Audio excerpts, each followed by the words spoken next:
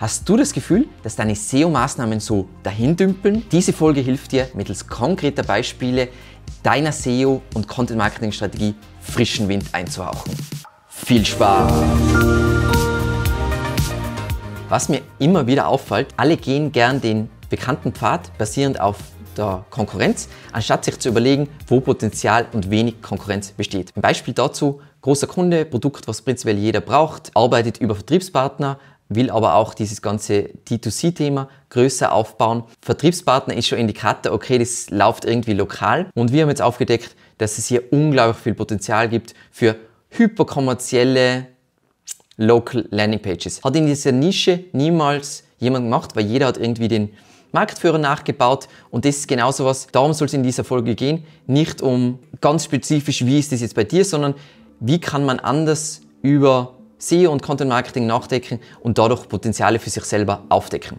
Wir haben in den letzten Folgen ja ganz viel über strategisches Denken gesprochen.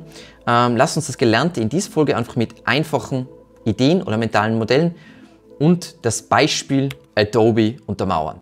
Ansatz Nummer 1, was für jeden funktioniert, also wirklich für jedes Geschäftsmodell: was sind die Jobs to be done für deine Kunden? Das heißt, Jobs to be done, einfach zusammengefasst: warum kauft der Kunde dein Produkt und welche Aufgaben, Herausforderungen will er bewältigen? Gibt es einen tollen Artikel im Harvard Business Review dazu, ist schon älter, ist ja auch schon ein älteres Konzept. Adobe zum Beispiel reizt dieses Konzept Jobs to be done bis zum Maximum auf. Also sie haben ja dieses Adobe Express, und wo sie einfach einen ganz leichten Einstieg ermöglichen, und dann haben sie zum Beispiel Seiten wie diese gebaut für Instagram. Wie groß müssen Sachen sein, dass das schön ausschaut, und dann haben sie eben, okay, Post Size, Videos, Stories, und immer wenn ich da irgendwo klicke, steige ich direkt in dieses Tool drin und bin schon mal in diesem Kosmos. Unabhängig davon, ob ich jetzt schon Geld ausgegeben habe, aber ich bin mal in diesem Kosmos drin und in dieser Welt, und somit wird es wahrscheinlich einfach sein, mir irgendwas zu verkaufen. Das machen sie aber auf ganz unterschiedlichen Ebenen. Jetzt zum Beispiel Instagram, dann haben sie, okay, für was verwenden wir es noch? Für Bewerbungen haben sie ganz viele unterschiedliche Resumes, wie die ausschauen können, und sogar für sowas Simples wie, okay, man braucht es natürlich, um Images, kleiner, größer, was auch immer, zuzuschneiden. Bam, kann ich mein Bild draufladen, bin sofort in der Plattform drin. Bam. Unglaublich cool. Ein Gedanke, den man immer im Kopf halten muss: Jobs to be done. Es hat mal jemand in einem Kommentar schon dieses Thema erwähnt, kann man gar nicht als wichtig genug hervorheben. Ansatz 2.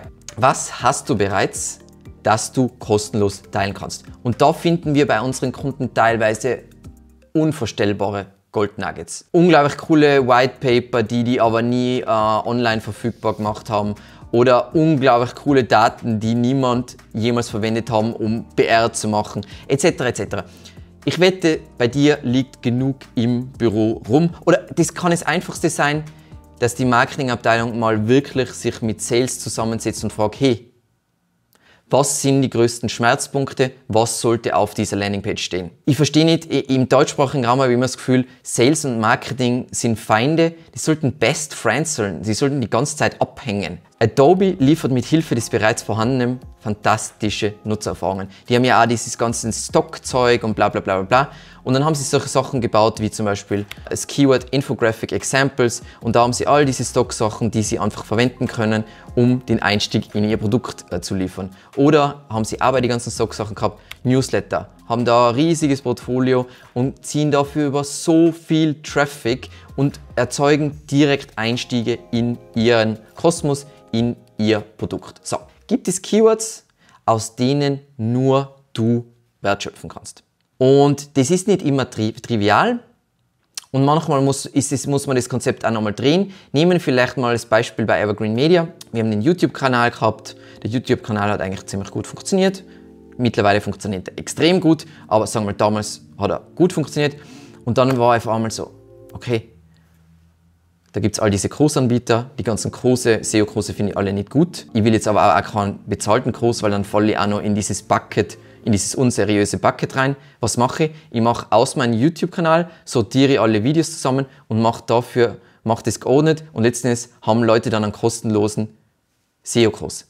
Und das ist mega cool, weil du hast aus einem kommerziellen Keyword, SEO-Kurs, etwas gemacht, du hast Sachen, das heißt, du hast letztendlich die letzten beiden Ansätze kombiniert und zerstörst so einen Markt, den du nicht so gern magst, und schaffst dann Einstiege zu deiner Marke. Mega cool, mach so. Adobe macht zum Beispiel aus wertlosem Tofu-Traffic tolle und potenziell kommerzielle Kontaktpunkte. Beispiel ist zum Beispiel What is a Meme? Das ist ein klassischer Ratgeber, aber in diesem Ratgeber kann ich gleich einsteigen und mein eigenes Meme gestalten.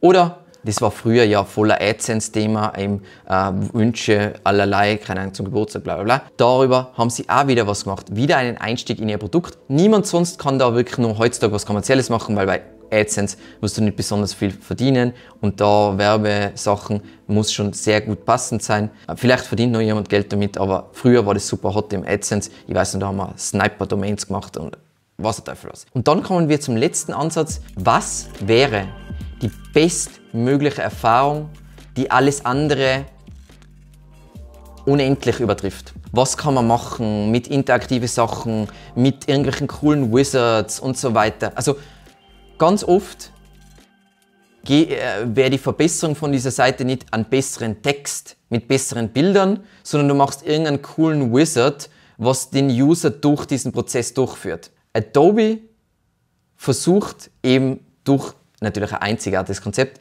einen wahren Home Run für User immer wieder zu schlagen. Zurück zu diesem Beispiel mit den Infographic Examples und ich möchte euch einfach zeigen, wie signifikant das ist, was sie da gebaut haben. Wenn wir jetzt da drauf gehen, dann sehen wir hier diese Seite.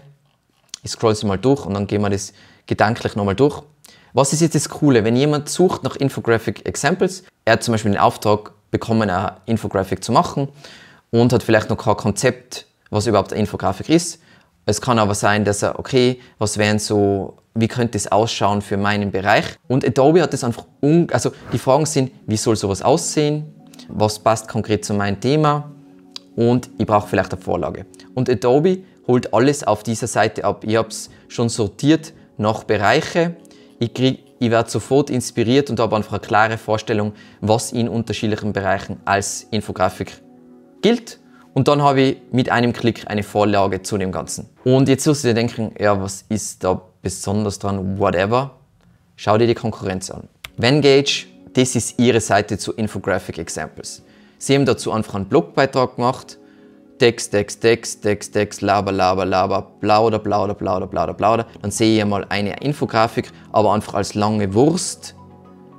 Das heißt, ich kriege ganz wenig vergleichbare Sachen in einem Viewport, sondern ich sehe halt all diese Würste, viel zu viel Text, viel zu viel Geschwafel und so weiter. Was ist die bessere Nutzererfahrung, wenn ich nach Infographic Examples suche? Ich glaube, es ist offensichtlich. Da sehe ich immer nach Themen sortiert und dann mehrere Vorschläge zu diesem Thema. Und jetzt wirst du denken, ja, aber Venngage ist jetzt ein Beispiel, was ich rausgesucht habe. Das ist jetzt auch eine top platzierte Seite von Canva. Geschwafel, Video, dann in ein Mini-Ding, eine Infografik, wo ich draufklicken muss und dann springe ich auf irgendeine andere Seite. Also eigentlich das gleiche Bullshit-Konzept wie Venngage. Vor allem, das heißt jetzt nicht für jede Seite, für jedes Ding musst du jetzt, oh mein Gott, was ist die bestmögliche Nutzererfahrung. Aber bei deinen Kernthemen, zum Beispiel ganz oft ein Kaufratgeber, ist dann eine sinnvolle, ich mache jetzt 10.000 Wörter Kaufratgeber-Text, oder ist es cool, ich mache einen Wizard, der jemanden durch diesen Prozess führt und schlage ihm dann Produkte vor? I guess das. Oder wenn ich jetzt nicht das Budget habe oder die Dev-Stunden, dass ich sowas machen kann, dann kann ich immer noch ein cooles White Paper mit einer Checkliste machen, wo dann rauskommt, okay, ich brauche das und das. Und das sind so Gedanken, die ich dir auf den Weg geben will. Da geht es nicht nur um SEO, da geht es um Content Marketing, da geht es generell um Positionierung und einfach irgendwas super Wertvolles für User und für potenzielle Kunden zu bauen. Ich hoffe, dir hat diese Folge gefallen. Bitte, ich freue mich über Feedback und über Kommentare, auch wenn es dir nicht gefallen hat. Und ansonsten vielen lieben Dank fürs Zusehen und bis zum nächsten Mal. Ciao.